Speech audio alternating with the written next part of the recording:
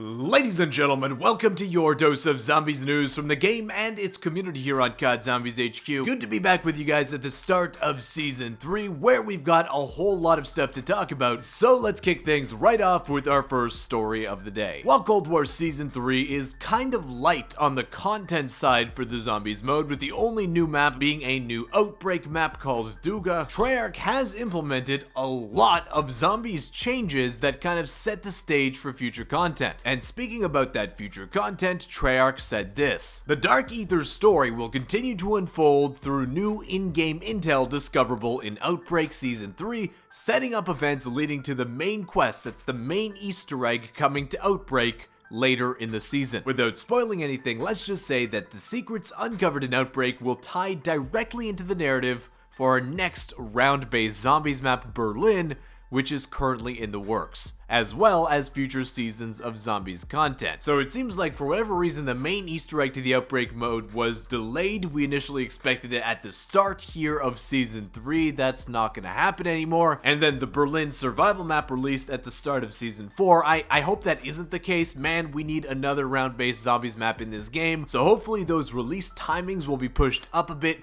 Nowhere in their blurb do they actually say that the main Outbreak Easter egg will be released at Season 3 Reloaded. It just says sometime this season, so keep that in mind when we're talking about these big changes that were released with Season 3. But moving on to the meat and potatoes of this update, while just the Duga map release for Outbreak mode is kind of not that great in terms of Zombies content, this update is very heavy on adding new meta content into Zombies. So the first change, and a very welcome one that has been asked for from the entire community since this game's release, is that DLC weapons are now able to be earned in Zombies via their own challenges. I've said it before that a lot of these weapons that weren't in the Battle Pass, something like the Street Sweeper, I would never personally own because I just have zero interest in playing Cold War multiplayer. So if you're in a similar boat to me, we can now unlock these weapons just by playing the Zombies mode, an awesome change. Next up, Treyarch is saying that they've increased XP and match bonus XP in all Zombies modes. So a seeming buff to the amount of XP you'll earn when playing Zombies, perhaps to bring it a little bit more in line with multiplayer and Warzone progression. They don't really give us a percentage of by how much they've increased XP here in Zombies, and we know that in the past, dealing with Treyarch here in Cold War,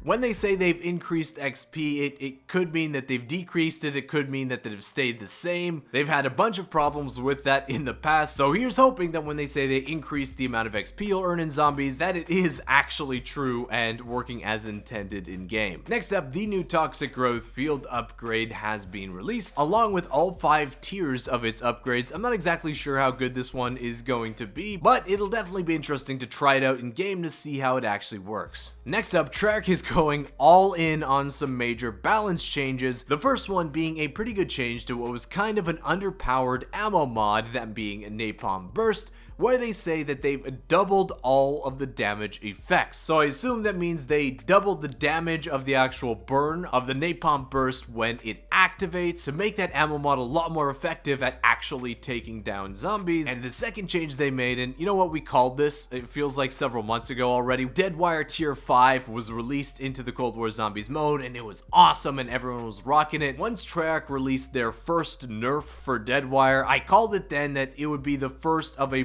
multiple series of nerfs that will run that ammo mod into the ground. We've seen that in the past. They've already nerfed it like 4 times, and they've actually nerfed it once again, dealing its kind of death blow as probably the best ammo mod in the game, where they say that they've reduced damage taken by stunned zombies from 33% down to 25%.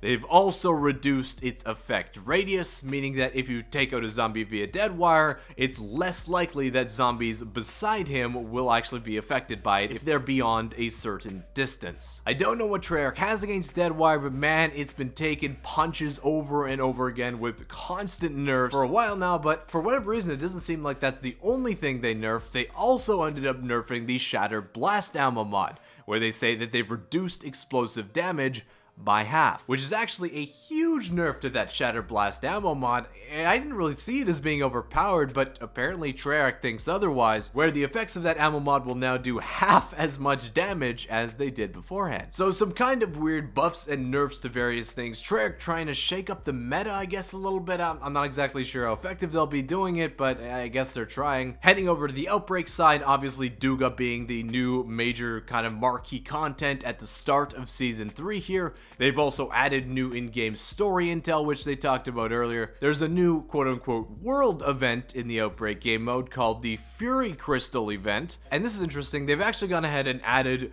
new locations for the defend, holdout, and retrieve objectives on Alpine and Golova. So now there'll be more of a variety of, especially those defend and holdout objectives on Alpine and Golova. Those definitely needed to have more locations to make them a little bit more interesting, so a good change on the Outbreak front. They of course added 2 new vehicles into the Outbreak game mode too, the FAV and the cargo truck, and with Treyarch making 2 changes to the actual gameplay of the Outbreak game mode. The first is they say that they've added phase wall tears are now present along the edges of the map. I'm not exactly sure what those are. We'll have to hop in game when the content is released to figure that out. And they've also added new infill points to Alpine and Golova. Those are just simply where you spawn in once you load into either the Alpine or Golova Outbreak Zombies map. Another change that Treyarch has added into the mode is that the DIE machine upgrades can now be found in certain regions of Outbreak, though you can now upgrade that wonder weapon like you could in Die Maschine, hopefully making it a little bit more effective. The bare bones DIE that was already in the Outbreak game mode was basically outclassed very soon by all the other wonder weapons, so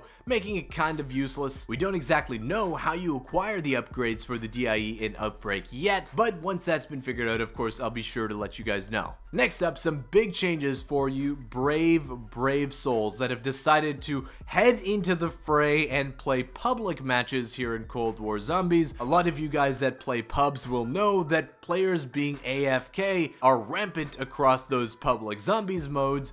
Before, there was nothing you could do about it, they just be there the whole game, but that has now changed as of the start of Season 3. Treyarch saying they've added inactivity detection measures. Players who are detected as inactive will not earn XP, Battle Pass progress, or earn Ethereum crystals while they're inactive. Beyond that, players who remain inactive for a significant period of time will then be kicked from the match itself. In private or solo matches, the host can now pause the game to avoid inactive players getting kicked from the match. So if your buddy wants to go make a sandwich in the middle of a zombies game, you can just pause it and he won't be kicked for inactivity while the game is paused. So a great change overall, especially for those in pubs, those people out hopping into zombies to mooch XP off players that are progressing through rounds. Can't do that anymore. A very good change. So while, and honestly, I'm sure you guys feel this too, I'm kind of disappointed content-wise with what's released at the start of Season 3. I was really hoping we'd actually get to see the Outbreak main Easter egg already. That obviously is not to be yet, but I do have to give Treyarch props on their quality of life changes, and just hope and hope and hope that we will see the Berlin survival map sometime this season before Season 4 release, maybe at the very end of Season 3 here, similar to how we saw Firebase Z release at the end of Season 1. But guys, that wraps up the news today. I want to thank you so much for watching. If you enjoyed it, be sure to hit that thumbs up button down below, subscribe to the channel if you haven't already, and I'll see you with another Zombies news video tomorrow. Peace!